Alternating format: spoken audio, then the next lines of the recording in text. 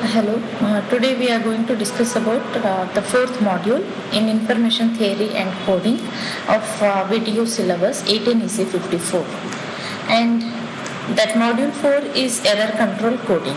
So in this session we are going to study briefly about the channel block diagram which will be used for error control coding. Then we will be studying how this error control coding will be helpful in reducing the error that occurs during the transmission of a signal. So initially considering this channel block diagram, we can see that we have an information source, and here the output of your information source, as we know, it can be analog or digital. So let us assume that we are considering a digital information source throughout this module. So the output of your information source would be represented by M, and this data will be given as input to the source encoder. So source encoder we have already studied in our previous chapters. So we know that source encoder will be generally used in order to efficiently make use of our available channel bandwidth. That is, we will try to reduce the bits to a minimum extent as much as possible that we can use in order to represent a particular message signal. So if we can use minimum number of bits for representation of any signal, that clearly says that we are efficiently making use of the available channel bandwidth.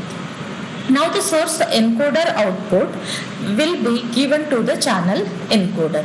So here we can observe one thing, that your source encoder is reducing the number of bits used for representing a particular message, thereby reducing the redundancy. But in channel encoder we are going to add some extra bits, thereby adding redundancy to the signal. So even though it will add some redundancy to the signal, it will be helpful in order to predict the error that might have occurred when we receive the signal at the receiving end. At the same time, it is even possible for us to correct the error that might have happened during our signal transmission. So our channel encoder is going to add some redundant bits, and those redundant bits we will be using for error detection and for error correction.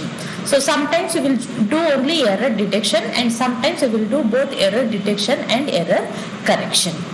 Now after adding those extra redundant bits, which we will generally call as checksum bits, the output of channel encoder will be given to the modulator. Now this modulator will modulate the data which will be suitable for transmission over a particular channel, and the type of modulation that we will be using depends upon our type of channel and also upon our requirement. So once we modulate and send the data over a channel, some amount of noise will get added to the signal. So this modulator output along with the noise will be received at the receiving end. So these four blocks represent our receiving end. Now this modulator output along with the noise will be received at the demodulator, and our demodulator is going to perform an operation opposite to that of our modulator. So it is going to perform a demodulation of the signal. So generally we will require our demodulator output to be the input of our modulator, but still we can see that there is a difference in the representation that we are using, that is V and R. So after performing modulation, if we perform demodulation, we will require V to be available at the output of demodulator, but still we have a different notation that we are using. That is because we want to say that this is not exactly same as our modulator input, but it includes some amount of noise also. That is why we are using R. Now the output of demodulator will be given to the channel decoder. So channel decoder will perform an operation opposite to that of our channel encoder. So as we know, our channel encoder has added some check bits. Channel decoder has to remove those check bits.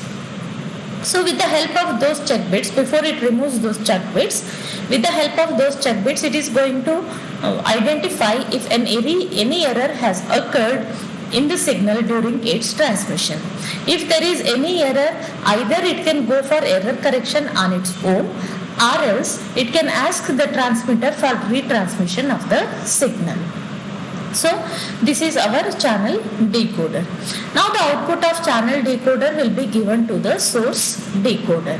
So in source decoder, the encoded data will be decoded in order to obtain the actual message signal. So now you can see that M and M cap are the two different notations that we are using, even though they should be same. But due to presence of noise, sometimes the decoded data might not be same as the data that we are giving to the source encoder. In order to represent that difference, we are using M and M cap. So M and M cap are approximately the same message date. Now we will consider an example to see how error control coding will be helpful in reducing the probability of error. So now consider a channel with a usable bandwidth of 3 kilohertz. So its bandwidth is 3 kilohertz. That clearly says that our channel is capable of sending 3000 bits per second. So its capacity is 3000 bits per second because its bandwidth is 3 kilohertz. And its maximum signal to noise ratio is 13 decibels. And the data need to be transferred at a rate of 1200 bits per second. So we need to transmit the data at a rate of 1200 bits per second while achieving a probability of error less than 10 raised to minus 4. So it says that if we receive an error of 1 bit out of 10,000 bits, that error probability is accepted. So it should not be more than 1 bit for every 10,000 bits of data. That is the meaning of our probability of error. Now consider a DPSK modem which will operate at a speed of either 1200, 2400 or 3600 bits per second. When it's operated 1200 bits per second, it will give a probability of error equal to 2 into 10 power minus 4. Similarly, at 2400, it will give a probability of error equal to 4 into 10 power minus 4. And when it operates at 3600 bits per second, its probability of error would be 8 into 10 power minus 4. We need to design an encoding scheme with a probability of error less than 10 raised to minus 4. Now we can see that our DPSK modem, its probability of error is always either 2, 4 or 8 into 10 power minus 4, which is always greater than the required probability of error.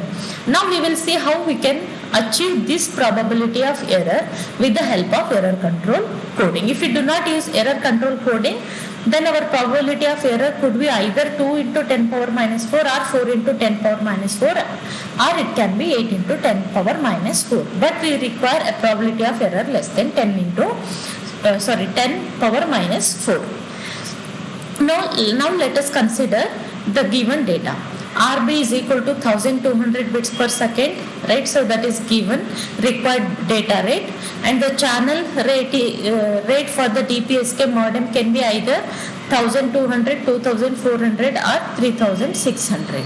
And the channel capacity based on our bandwidth, it is 3000 bits per second, and the probability of error would be 2 into 10 raised to minus 4, 4 into 10 raised to minus 4 and 8 into 10 raised to minus 4. So depending upon whether we are taking RC as 1200, 2400 or 3600, we have to take the corresponding probability of error. Now RB is 1200, that is required data rate is 1200, and this is less than the channel capacity of 3000 bits per second. So it clearly says that we can transmit the data with small probability of error because the required data rate is less than capacity. If the required data rate is more than the channel capacity, then it will not be possible for us to send the data with minimum amount of error.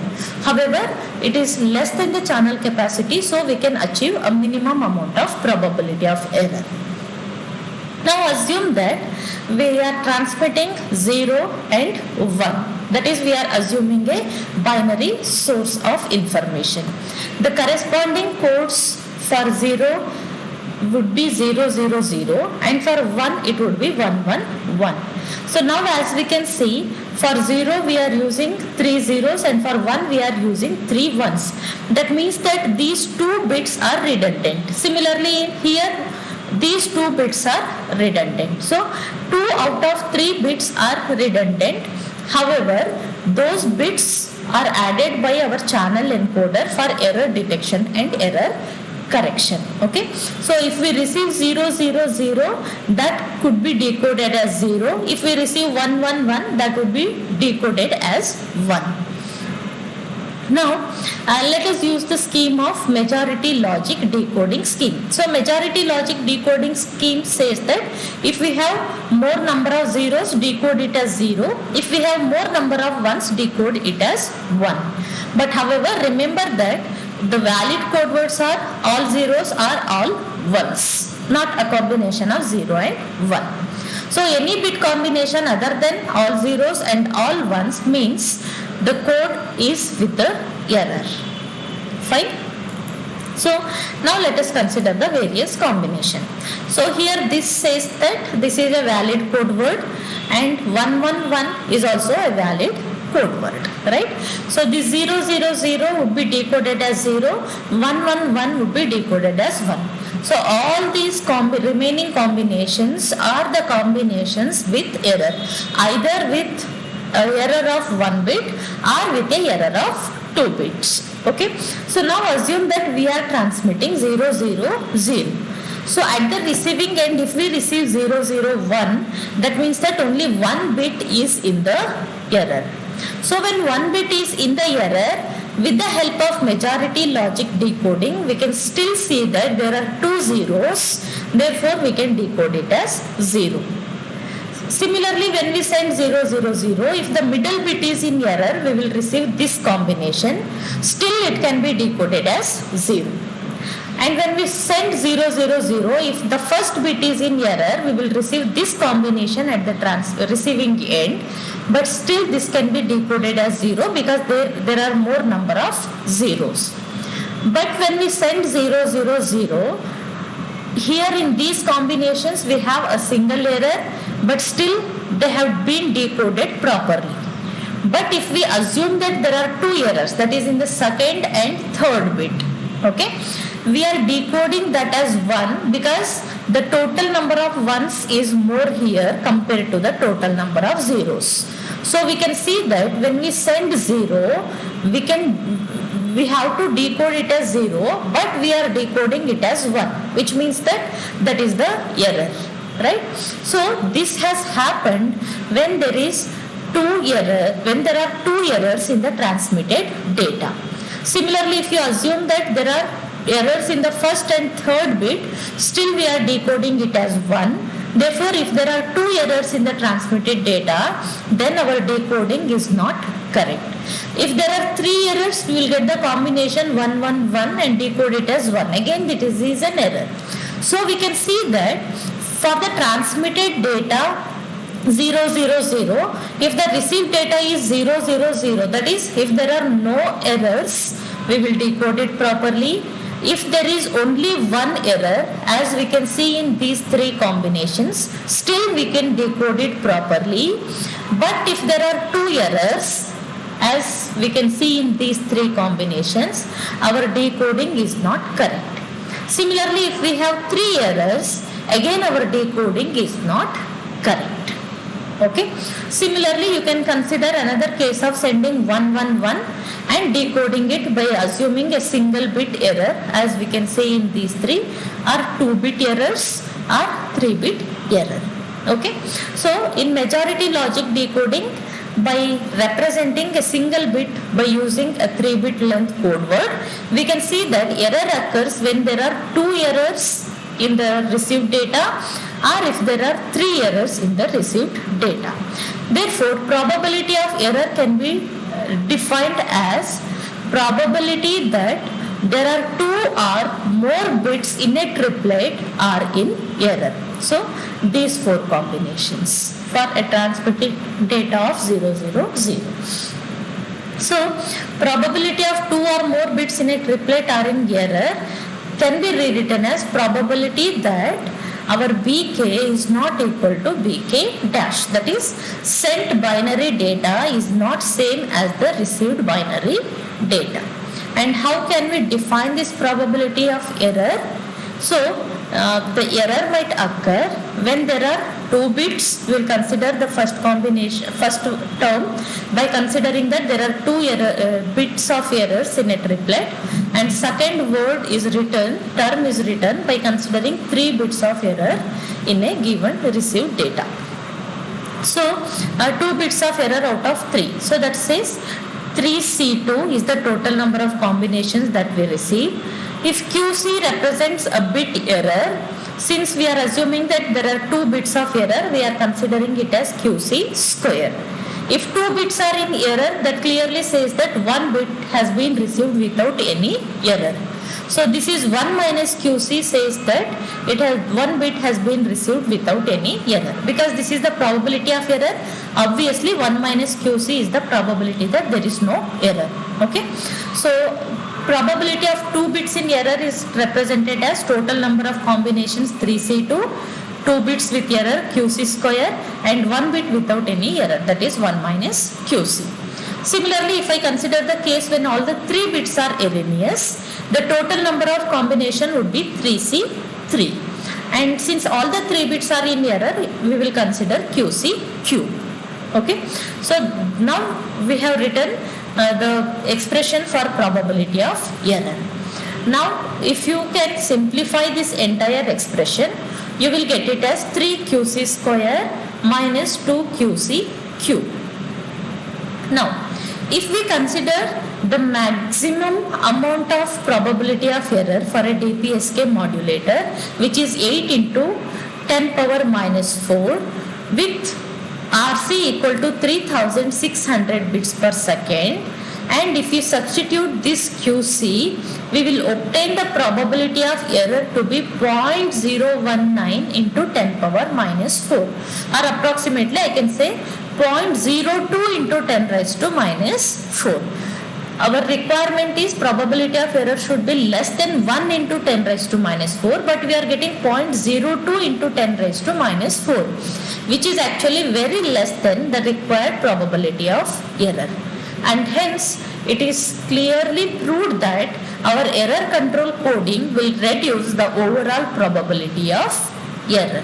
Therefore, even though our channel encoder will add some amount of redundancy for the data during its transmission, it will be very helpful in identifying the error, correcting the error. Not only for those two purposes, it is helpful even for reducing the amount of probability of error. That is the need for our error control coding. That is why we have to study the error control coding techniques. So these are some references that we have used. So let us consider the next session.